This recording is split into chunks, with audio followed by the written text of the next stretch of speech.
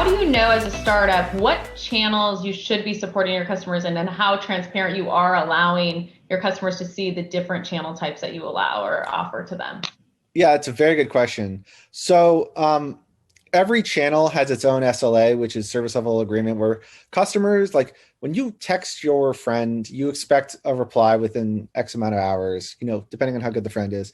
When you call someone, you expect the phone to be picked up within a couple of seconds. The same is true for customer contacts at companies. Email typically has a 24-hour acceptable window, live chat, 45 minutes or less, phone call is instant. The problem is a lot of companies, it's very expensive to staff live conversations. The most expensive being phone, the second most expensive being live chat, and then down the line. So Novo does offer phones, but we try to funnel people into the correct areas. We know what most of our phone calls are about, so it's very easy to understand that. But most people we try to funnel into our text-based flows, which will proactively answer questions, which we know that a lot of customers don't always like, dealing with self-service. Sometimes you just want to talk to a human. And ideally, if we are able to proactively address questions or issues, that actually frees up the Novo customer success team to talk to you as actual people, which are the most meaningful conversations and what companies should be striving for. It's very difficult to assign financial value to those conversations because some people just want to call and talk. And I personally would love every conversation to be that way, but getting there is a process. It's interesting to see what the data is coming back now in a COVID year. Are you seeing that people want to have more of that connection and call in just to talk now that they're not potentially isolated or not as with many people in person anymore? We definitely did in March, April, and May. It fell off into the summer months as things started to relax in certain places or did not relax, but people started to grow used to the new normal with COVID. But the first few months, it was crazy. We saw massive increases in phone calls, massive increases in tickets, and it was a struggle. We had to onboard people rapidly and adjust what we were doing. Now, not so much. Definitely people want to talk.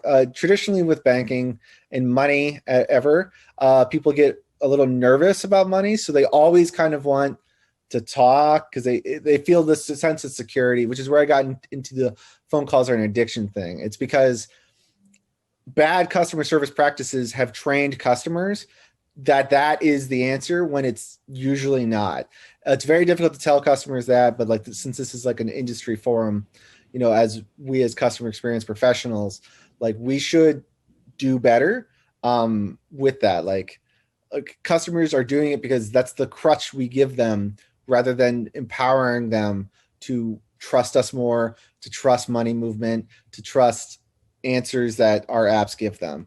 And it frankly will require an industry movement. Like Novo can do a lot, but fintech is a massive industry, and fintech frankly includes the traditional banks now, and everyone needs to evolve for the market to adjust.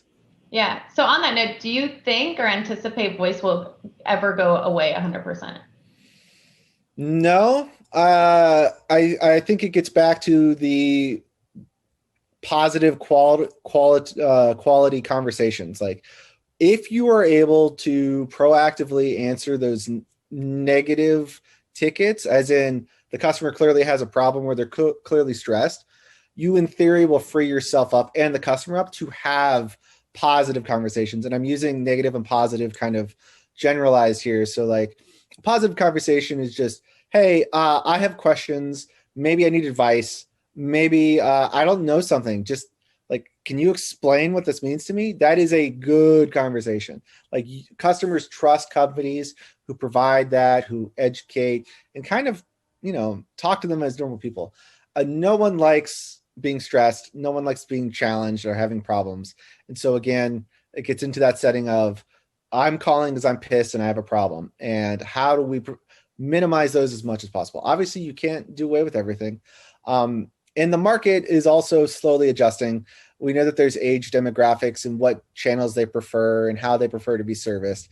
And that will obviously evolve over time. And with the introduction of voice AI, there will be even more changes And it'll be interesting to see what happens as, as the wheel of time spins, so to speak. When you're talking about the different channels and how customers are being supported, do you find, when I look at it from a personal level, I have some of the newer banks. I have like a little community bank that I'm a part of, and then I have a massive bank that I've just belonged to forever. Yeah. And I have some of those negative moments where across all of them, they act very differently, which is understood. But it is interesting to see the different pros of each of them and how they treat their customers.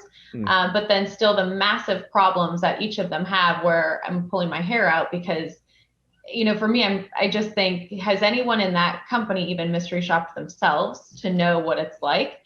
Because there was one where to have support for more complex issues, you had to call a number but then they couldn't handle everything. So then that had to be an email. So it was a very disjointed conversation. But I didn't feel like you're saying, I never felt like it was a human to human. It felt very institutional. And I just didn't feel that personal connection, which, you get on the complete opposite side with your little tiny community bank, which then has its own cons as well. Many of these institutions are 100+ years old that you're dealing with. And they have long established policies that are in place because that's what we've always done. And that mindset is kind of what's wrong with America right now. And it's especially wrong with our financial institutions, is that's what we've always done. And moving that and getting people off of those practices is very difficult. Small community banks are actually being bullied out of the market very quickly by the larger institutions. Customers your age, our age, and younger are wanting, as I mentioned at the top, consumer-facing grade products. I'm talking about mobile apps, and community banks can't provide those. So we're going to see less and less community banks, unfortunately. And half the banking market in the United States used to be community local. That's already going away really quickly. Most consumers have at least 2 bank accounts with 2 different institutions. That is actually going up. Most people don't close accounts unless there's like a real bad problem where it's costing them money. You don't use the account that often, but it's charging you $25 fee a month. And, ironically, some of the larger institutions are understanding that the customer experience, like when they contact them, needs to be improved. The unfortunate reality is there's 2 folds of this problem. Is half the things the company can't fix. Like the company cannot fix how fast your checks deposit, how fast your ACHs move. That's Fed. That's the federal government. Americans' financial institutions are antiquated at best, and that's saying it nice. They are 40 years behind the rest of the world, and we are supposed to be this advanced financial economy, and we have a very powerful financial economy, yet our money can be at 2 places at once. We're still using checks for everything, and no one knows how any of it works. It just kind of does. You go to Europe, I could send you money, it'll be in your account in 5 seconds. No one uses checks. You go to Asia, same thing. Everyone's using their phones for everything. In the United States, we're just begging people to set up Apple Pay, where the rest of the world has been on these mobile payment platforms for like 10 years now.